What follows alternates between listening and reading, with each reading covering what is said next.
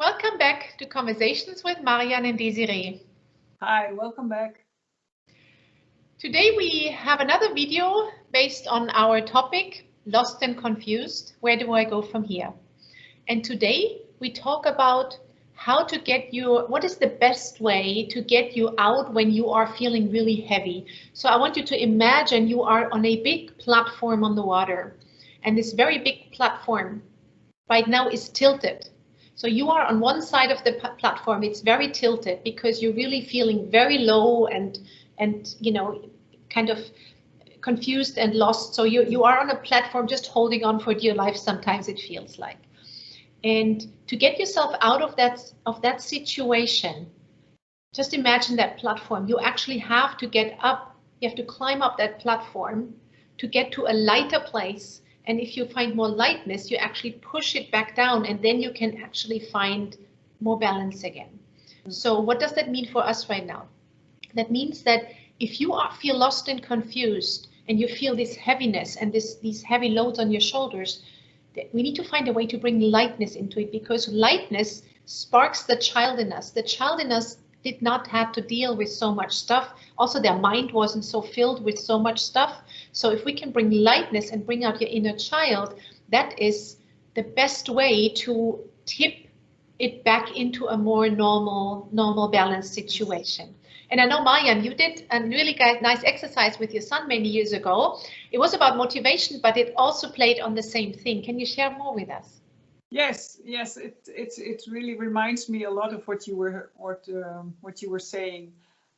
He was struggling a little bit, so trying to find his, what he would like to do if he wanted to go to study, and we did an exercise with some people, and it brought out what they call a motivation profile, or what were the things that really he loved to do. And the interesting thing about that is they asked him a lot of questions about what did he like to do between, say, 4 and 8 years old, or between 8 and 12 years old. And their whole principle was, the things you do naturally as a child that give you fun and pleasure and joy, if you can find elements of that later in your life, in your studies or in your career, you will always connect back to this feeling of happiness that you had as a child. And this reminded me very much of this topic of today. And it really doesn't have to be exactly the same thing, but it is, that playfulness that can get you also out of this feeling of being lost and confused. Absolutely. Now, playfulness can actually come in so many phases. Often people think playing has to do with board games, card games, things like this. And yes, that is one way of being playful. Absolutely. And, during lockdown, my kids and I, we actually brought out sometimes really old kids games that are very simple to play, but it reminded us of that lightheartedness that we had, that innocence that there was in that time when we played those. And we had great fun with it.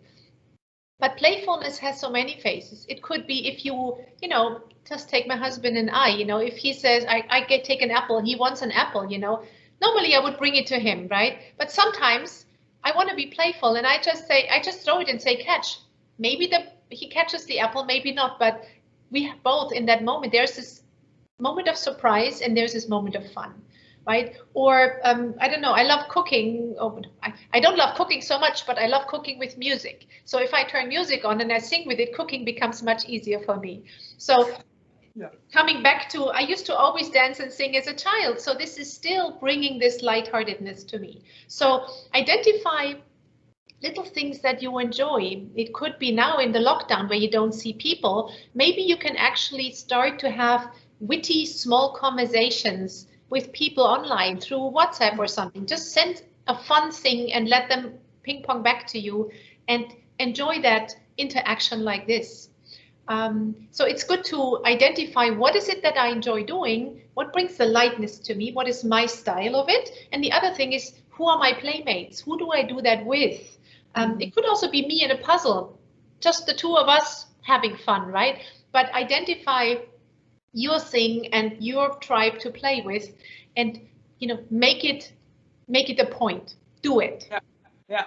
I think that is super important what you say there, you know, to get out of this, that you sometimes, even if you don't feel like it, to, you know, try to get yourself over that hurdle and choose to do the things that are fun. And it helps to go back to your childhood and to really reconnect, because already the thinking about it can give you some feeling of pleasure that might lighten you up, cheer you up a little bit, and to get back to that balance that you were talking about earlier. So choose to do an activity like that gives you fun. And another one, very important, is to allow yourself to have fun.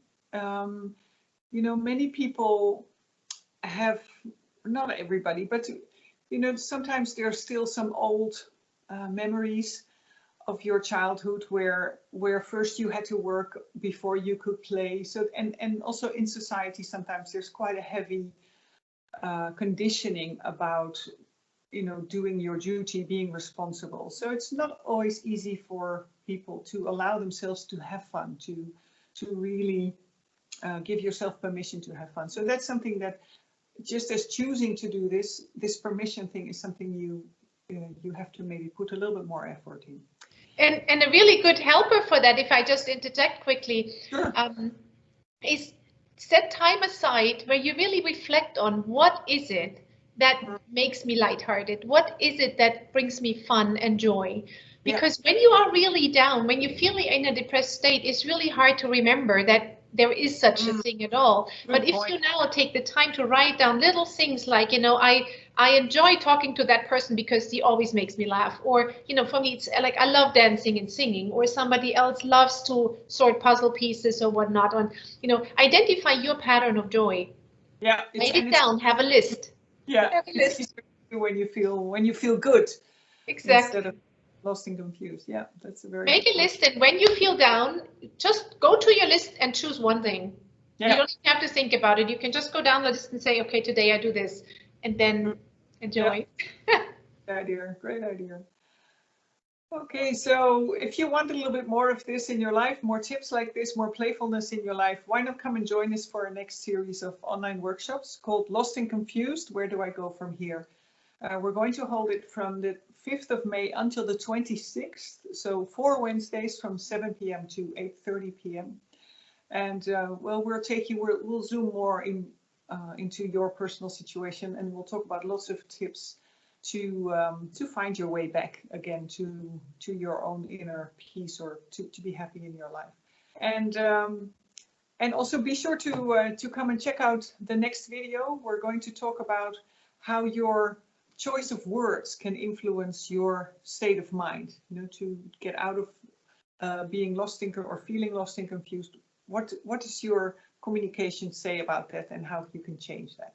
So check out our websites for more information about the online course. And if you feel like signing up, just give us a call or send us a quick message, and we would be more than delighted to have you there. So see you in the next video. See you then. Bye, Mayan. Thank you. Bye. Bye-bye.